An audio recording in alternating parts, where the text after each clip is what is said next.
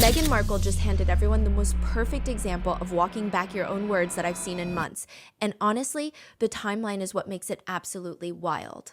So here's what happened. Meghan flies to Geneva to speak at the World Health Assembly in front of literally every health minister from every WHO member nation. We're talking serious infrastructure here, not some soft celebrity appearance. There's a whole memorial installation with 50 illuminated light boxes representing children harmed online. That's the setup. That's where she's standing. And she's up there giving this speech about how relentless algorithms are basically turning children into products.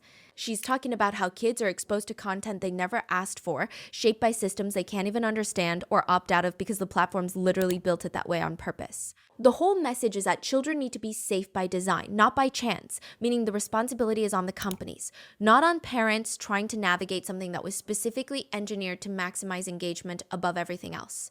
And that speech? It's actually correct. Like, the critique is solid, it's backed up by research, it's what serious researchers have been saying for years. She's not wrong about any of it. But here's where it gets insane. 18 days later, count them. 1, 2, 3, all the way to 18. That's the gap we're talking about. Meghan posts birthday photographs of her daughter Lily to Instagram. 5 million followers, comments turned off so nobody could reply. And the thing that really gets people is that her whole defense was already written and sitting in Newsweek before the photographs even went up, like the day before. Her camp went to a journalist with a prepared statement saying there's a clear difference between sharing moments from your life and exposing your children to public scrutiny. By keeping the faces back, she's protecting them. So she's actually living out exactly what she said in Geneva. Except when the Daily Mail looked at that same photograph, they described it as the clearest birthday picture Meghan had ever posted of her daughter. And Newsweek and the New Zealand Herald described it as keeping with their long-standing policy of not showing the children clearly. So now you've got two completely different descriptions of the exact same image. Both newspapers looked at it, both described what they saw, and they saw opposite things. The Daily Mail said it was the boldest picture yet. The Newsweek angle said it was careful and privacy-preserving like always. One of them is describing the photograph. The other is describing what the statement needed the photograph to be so the defense could work.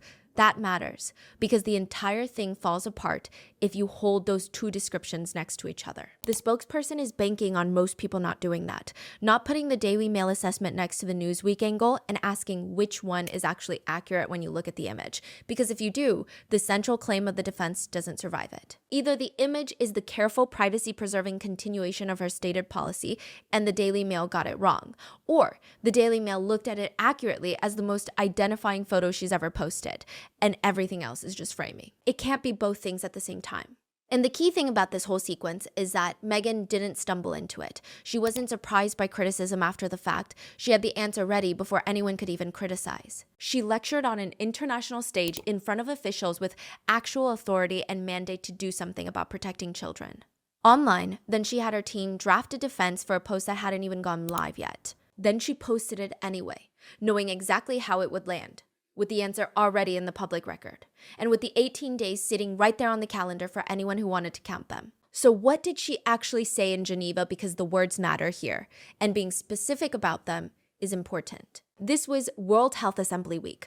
All the health ministers from every member nation convene in one place to talk about the biggest global health issues. The whole event is serious. It's not celebrity window dressing, and Meghan is the face of it. She's standing next to the Director General. She's talking about relentless algorithms and exploitative engagement patterns. She's warning that children are exposed to content they didn't go looking for, shaped by systems they can't understand and can't fully opt out of.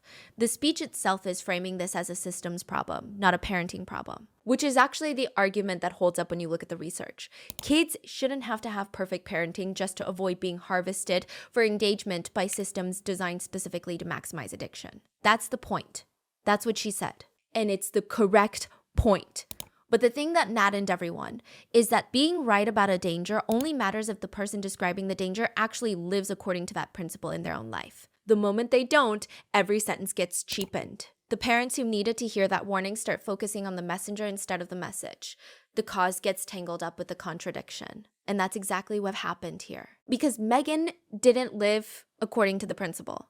She walked off that stage, and 18 days later, she did the thing she'd just warned against. She turned her own child into content on one of the platforms she just described as dangerous. A controlled birthday post that's still a post to 5 million followers on a verified Instagram account of a recognized public figure. It's still content. It's still contributing to the exact feed she said was dangerous. Tidier? Sure. More carefully framed? Yeah. But still the same thing. There's also the sequence the day before the speech. Tom Sykes, who was actually there in Switzerland watching it happen in real time, pulled on this thread. The night before the Geneva speech about protecting children from algorithmic exposure, Meghan posted herself getting ready. Caption was "Mama's little helper." But in the mirror behind her was clearly visible the label of the designer suit she was going to wear to the WHO summit the next morning. So the outfit got its preview on Instagram. The speech got its platform. The birthday post got its 5 million followers. And all of it is running on the same business model, where access and closeness is the actual product being sold.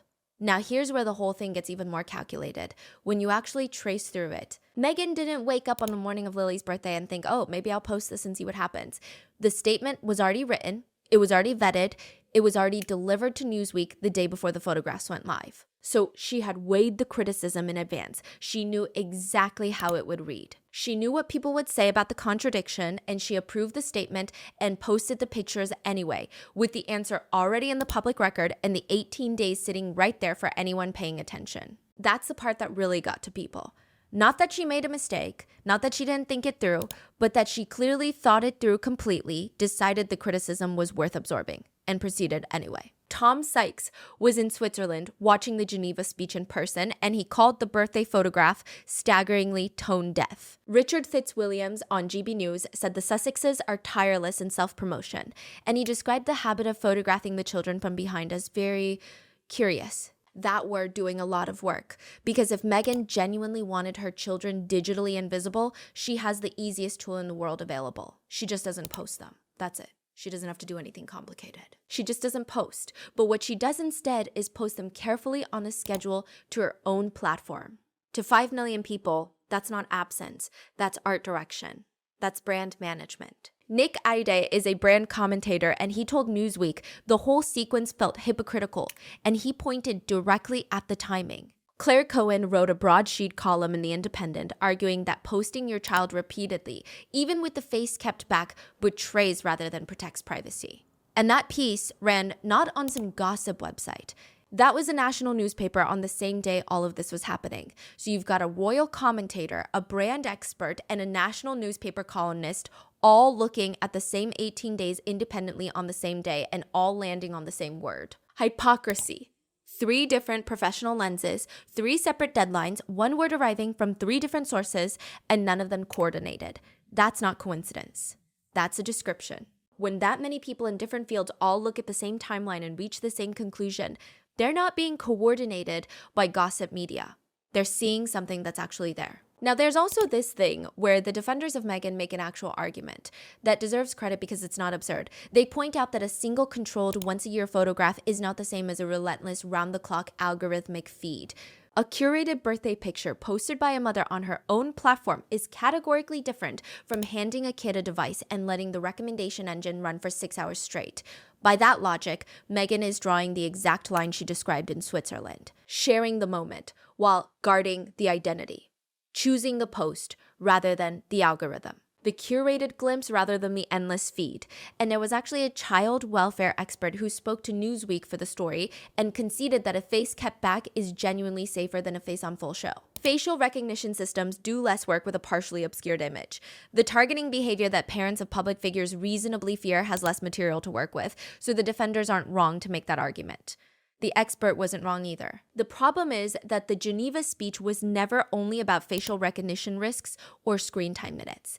It was about something broader. It was about children being quietly turned into content, about the systemic accumulating exposure that happens when a child becomes part of a feed that millions of people scroll through daily, watched by an audience that didn't choose to be in that child's life, but now is whether the child knows it or not. A photograph posted to 5 million followers on the verified Instagram of a recognized public figure 18 days after warning the world about exactly that kind of digital presence is still that kind of digital presence. It's tidier. It's more carefully staged. It's better framed, but it's still a contribution to exactly the feed she described as dangerous. The defenders have better intentions. The critics have the calendar. And the calendar says 18 days. There's also this pattern that's worth looking at, honestly, if you actually run through the posts across her children's milestones. The stated privacy standard hasn't tightened the way you'd expect from someone growing more protective as their kids get older. Archie's 7th birthday, just before the Lily photographs came, with its own publicly posted tribute, with no visible attempt at restraint from what a stricter privacy standard would dictate. The stated principle and the actual posting record have been moving in different directions over time. They've been moving in one direction only, toward more visibility, not less. Across years, across multiple children, multiple milestones. Nobody forced that. Meghan chose the platform. She chose the moment. She chose exactly how much to put in each frame, and measured across time rather than across one birthday post.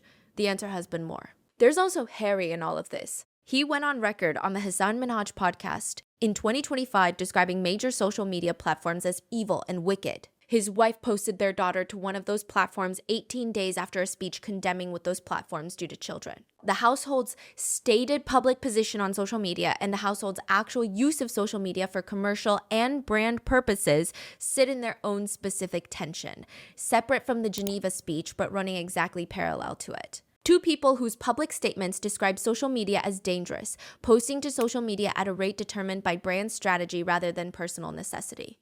The Spotify deal is long gone. The Netflix arrangement has been reshaped from its original scale. The lifestyle brand is still finding its commercial footing. None of that proves anything, and the critics who make this argument will tell you that up front. But it is the context through which they now read every family post. It's the context through which 5 million followers receive those posts, whether they're conscious of it or not. When a brand runs on closeness and access, and the major commercial partnerships that once provided the revenue have contracted significantly, the family is the remaining asset that no commercial departure can remove. The family connection is the one thing that belongs entirely to the brand and cannot be restructured away. So every family post becomes about the asset that's left. Now here's what happened on the same Thursday afternoon, because this is where the contrast arrived, without anyone arranging it, and it landed harder than anything a commentator said in print. While Meghan's birthday photographs were going up on Instagram and the conversation about Geneva and the 18 days was spreading across commentary circles, Catherine, Princess of Wales, spent her afternoon at a cancer center in Manchester. She stood beside a 30-year-old patient who was finishing chemotherapy. She watched the woman ring the bell that marks the end of treatment. That's the moment. That's what every cancer center does, and what every cancer patient remembers for the rest of their life. Catherine spoke quietly about how difficult the whole experience is, not just for the person in treatment, but for the family who have to watch from the edges of someone else's hardest months and have no clear role in what's actually happening to the person they love. No caption strategy. Nothing trailed the night before on social media. No prepared statement in a newspaper. No comment section managed and switched off. One royal woman spending a stranger's hardest afternoon at her side, in person, away from her own phone. And the people who follow this story notice that difference every single time. They always do. They don't need a commentary channel or a prepared statement to point it out for them. Because here's the thing about timing. If Meghan's birthday post had happened 6 months after Geneva or 6 months before it, this would be a completely different conversation. The photographs would simply not be in the same frame as the speech, but 18 days is close enough that the calendar is the story. The date gap is what makes this more than just a general observation about public figures living imperfectly by their stated principles. Almost everyone does that. But 18 days makes this particular instance visible and documented and specific enough to actually examine on its own terms. The thing that really gets people is how premeditated it all was. She didn't post something and then scramble to defend it. The defense was written before the post went live. She had her team draft it. She approved it. She placed it with Newsweek, and then she posted the photographs anyway, knowing exactly what was already in the public record. That's the calculation. She didn't stumble into this. She didn't mishear her own speech and think it meant something different. She stood on an international stage in front of officials with actual authority and mandate to protect children online. She made a specific argument about a specific danger to those specific officials. Then 18 days later, she did something that directly engages that specific danger on the specific platform she had just described as dangerous. The calendar is not an unfair standard to hold her to. It's simply the record of what happened and when. That record doesn't require interpretation, it just requires reading in sequence and placing both things in the same frame at the same time. Meghan flew to Geneva. She warned the planet that children are being turned into content by platforms built to maximize attention. She flew home Within 18 days, she turned her own child into content on one of those platforms. No apology, just a statement insisting the two things were the same act of love. But the 18 days are the answer to that statement. They're the gap between the warning and the action. They're the space in which the principle and the practice diverged visibly enough for a royal commentator and a brand expert and a broadsheet columnist to all independently land on the same word on the same day. And when that happens, when three people working in completely different lanes all reach the same conclusion at the same time, looking at the same timeline, it's not because they're reading from a memo. It's because they're seeing something that's actually there in the sequence of events. The Daily Mail saw a photograph and described it as the clearest image Meghan had posted of her daughter yet. The spokesperson saw the same photograph and needed it to be the most careful and privacy-preserving in keeping with her long-standing policy. Both of those things cannot be true simultaneously. The entire defense depends on the face being genuinely, meaningfully, and substantively kept back in a way that makes the image fundamentally different from an identifying photograph. If the Daily Mail looked at it and read it accurately as the boldest picture yet, then the central claim of the defense collapses. The statement that was placed in Newsweek before the photographs went up very carefully does not acknowledge that anyone drew that second conclusion. It banks on most people not placing those two descriptions next to each other and reading them against each other. What's interesting is that she had access to the easiest possible tool to make this all disappear. She could have just not posted the photographs. That's it. No elaborate face-back policy, no prepared defense about the distinction between sharing moments and exposing children, no statement to Newsweek, just don't post. But that's not what she chose to do.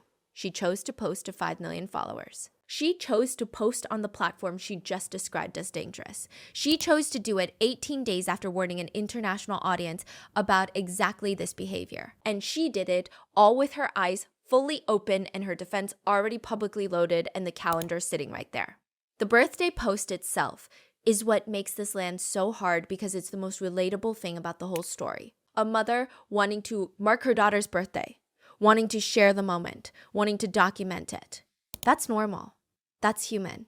That's something most parents do now in some form. The problem is that Meghan isn't most parents. She's a public figure with 5 million Instagram followers and a household statement about protecting children from digital exposure sitting in the public record just 18 days prior. Those two things can't exist in the same timeline without creating exactly the contradiction that people noticed.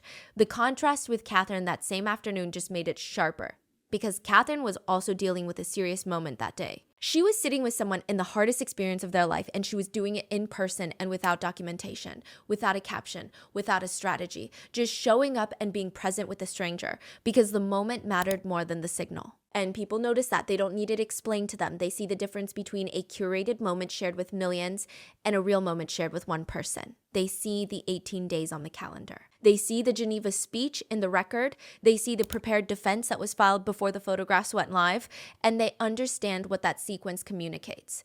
This is the most calculated moment Meghan has produced this year. The decision with the most advanced preparation. The most preloaded public defense, the most clearly weighed contradiction presented to 5 million followers as the most natural thing in the world. A mother and her daughter on a birthday. And that's what makes the 18 days matter. Not because she had to live perfectly by her principles, not because nobody struggles with consistency, but because this particular gap between the warning and the action is specific, documented, counted, and 18 days long.